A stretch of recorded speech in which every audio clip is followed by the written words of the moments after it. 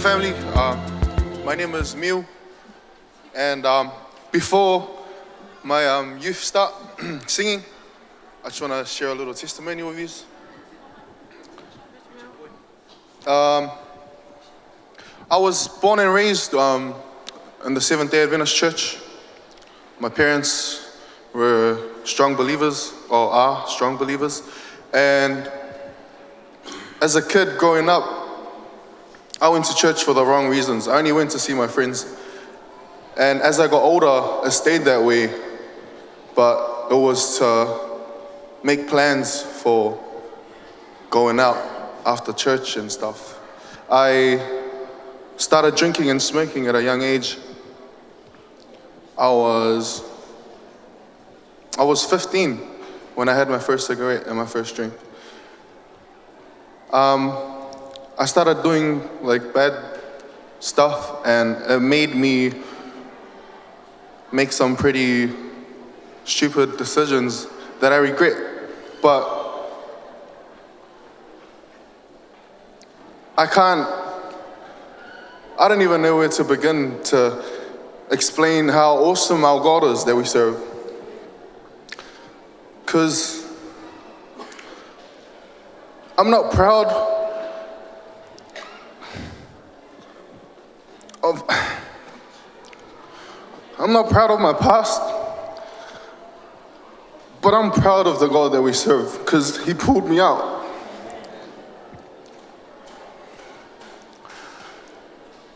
I was drinking and that, and all those bad habits I had became a routine of mine for 6 years.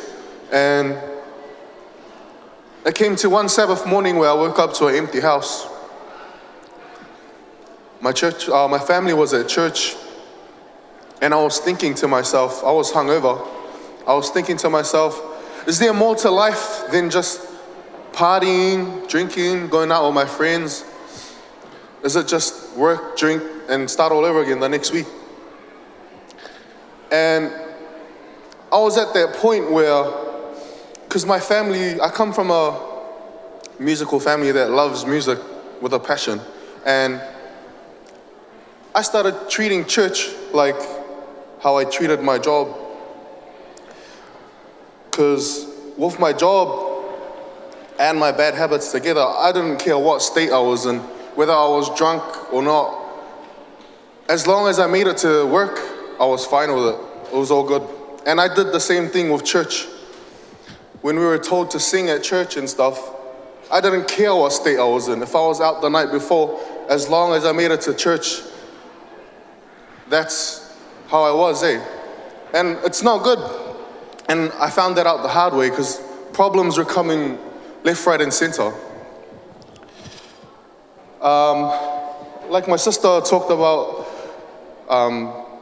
Rescue Me at Mispa, this evangelism that was happening there. There's a boys group that I'm part of. We're singing on the Saturday after the opening on Friday.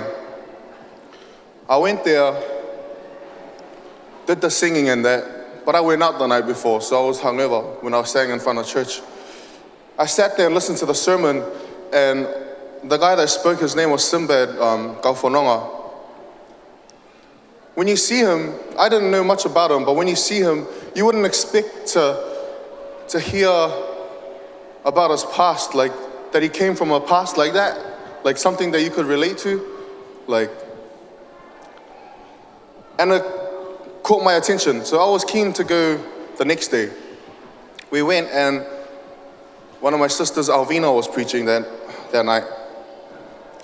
And that's someone I looked up to growing up as someone holy, because I didn't really know much about her, but I knew her as a church girl. So I looked up to her, and I still do. But to hear that she had a past as well, it helped me learn an important message, that whole Rescue Me mission. And it's, you've never gone too far to come back home.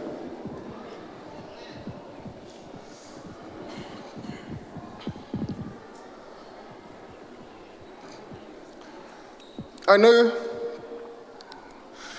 that there's someone else out here that's probably got worse problems than I do. But I just want to let you know that you haven't gone too far to come back. You might not know it, but he's right there. For those who have already given their lives to God and stuff, I'm sure you experienced it when you heard that little voice before you made that change, telling you to stand up for him. And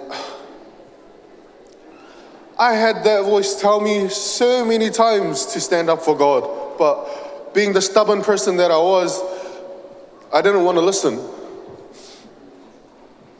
So I found out the hard way, because I was avoiding that voice till it came to the 7th of September last year. The 6th, sorry, which was a Friday. I was sick and I had an ugly ass headache, so I asked my twin brother to take me to hospital. We went, stayed the night, and after they did my x-rays and stuff, I asked them if I could be discharged that day to go to my sister's baptism at Mispa. So I went, and man, it was a beautiful Sabbath. I saw a lot of my youth family get rebaptized and baptized again, and it was awesome. That afternoon, we spent time with the Mispa youth at Montreal Hill, closing Sabbath. Fellowshipped a bit more, and on my way home, I received a call from the hospital to go back and see them because they had my results. So I went. I asked my dad to drop me off, but me thinking it was nothing, I told him I'd go alone. So I went and I sat there in the room. The doctor walks in and I'm busy texting away on my phone, not even paying attention, just waiting for him to say it's all right for me to go home. But it was quiet and I was like, hey, like something must be wrong. But I still didn't think it was something big until I heard the doctor's voice say that it was cancer. They found cancer cells in my stomach and my lungs, and had gone into my brain where there was 3 tumors that they found. And automatically, when you hear things like that, you wouldn't even know where to start. Like, I blamed God straight away. I was telling him, is this what I get for wanting to change? Is this what I get for wanting to believe in you? That's all I did, was look at it as a problem. But as the journey went on, I started to see it as a blessing. Because it didn't only affect me, it affected the people around me. People I used to drink with, my family, my youth family. And to see all the support coming from everywhere, like, man, I had people from the GI Church, East Auckland, and just to name a few. They were like sending me text messages, phone calls, Facebook statuses and stuff, telling me that they're praying. And to be honest, I wasn't too much of a prayer person. Like, I never used to pray. Now and then I'd pray before I eat, but that was it. But now, after seeing how powerful prayer is, man, I pray every time I get the chance to. Like, I never used to pray before I sleep. I'll just watch TV till I fall asleep. I never used to pray when I wake up. Now I pray before I go up and do anything. And man, it's like, it's the best feeling to have such a close relationship with God, because once you get a taste of him, you see him working around you every single day, even when it comes to the smallest things. And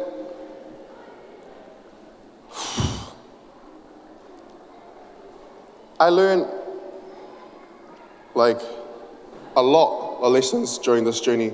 And if I could pick out one, it would have to be, two, sorry. The first one would be, never underestimate the power of prayer. Doesn't matter if you're a prayer person or not, don't ever what's our English word for Teulilo? Underestimate the power of prayer, because honestly, it does wonders and more for you. And the second one would be definitely, there's always a place at the table. You've never gone too far in the world. You've never gone too deep in your sin, your problems. He's always waiting for you. That little voice that I was talking about earlier, I'm telling you now, time's running out. Answer it. Stand up for him. Because it's not going to be long till that day comes. And I don't want anyone to miss out. I'm still struggling. I'm going to admit that, but at least I'm trying. And I just want to encourage all of you here this afternoon to go hard and honestly, man, I don't even know how to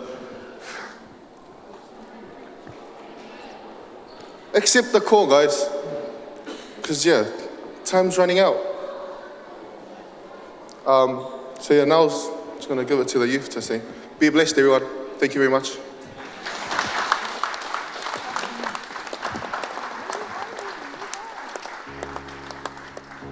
Check. Yep. Testing. Just you and God for a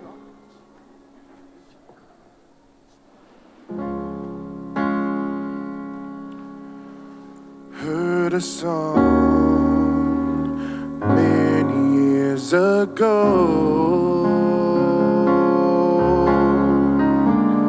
Time has passed.